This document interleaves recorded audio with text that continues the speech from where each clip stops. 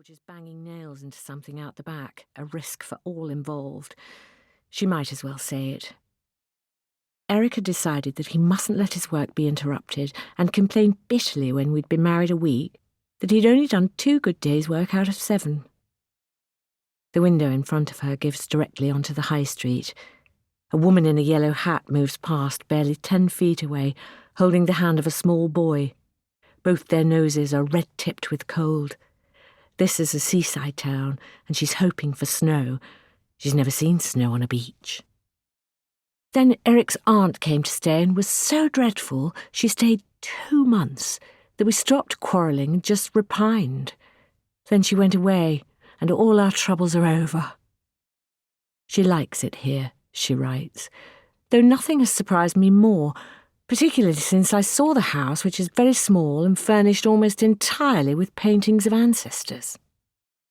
The ancestors are all on the father's side, though his mother, Ida, is much more interesting, funny and glamorous, with her dangling Burmese silver earrings and long cigarette holder. Ida has an air of freedom about her, with her sparrow-like half-French charm, her Fabian politics and suffragettism. She treats the father, a rigid old dear with a stale carnation in his buttonhole, like another piece of the inherited furniture. At dinner last night, he took out his false teeth and set them next to his plate, as if to mute himself while he gummed his food.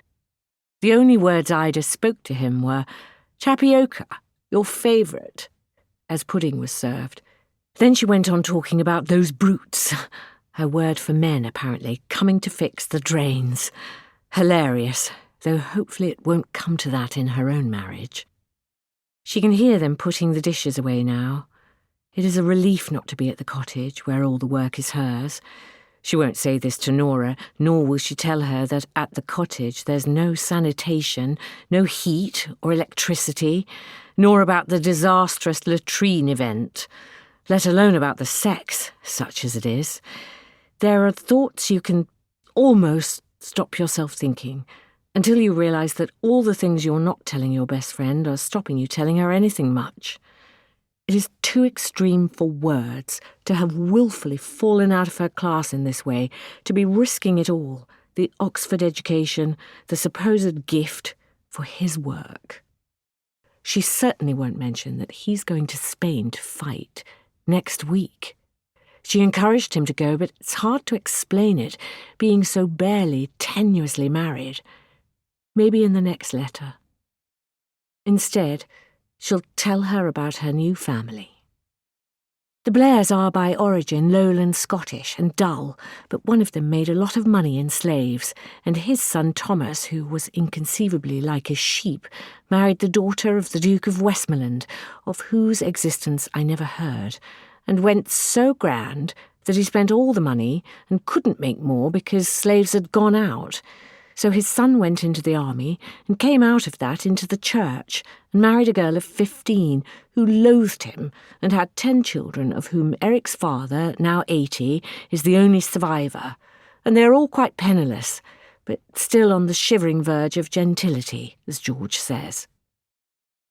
They all call him Eric, but to her he's George, the name he's chosen to write under. His 2 identities mean home life can turn into a comedy of errors at any minute, and they are funny. The mother deliberately, and Avril without meaning to be. Also, they seem to be on her side against Eric/George. In spite of all this, the family on the whole is fun, and I imagine quite unusual in their attitude to me because they all adore Eric and consider him quite impossible to live with. Indeed, on the wedding day, Mrs. Blair shook her head and said that I'd be a brave girl if I knew what I was in for, and Avril the sister said that obviously I didn't know what I was in for, or I shouldn't be there. They haven't, I think, grasped that I'm very much like Eric in temperament, which is an asset once one has accepted the fact. Avril's head in the door now, a long androgynous face, the mushroom cap of hair, same pale eyes as George. Will she come and walk on the pier with them? Now. She doesn't put down her pen. Yes, now.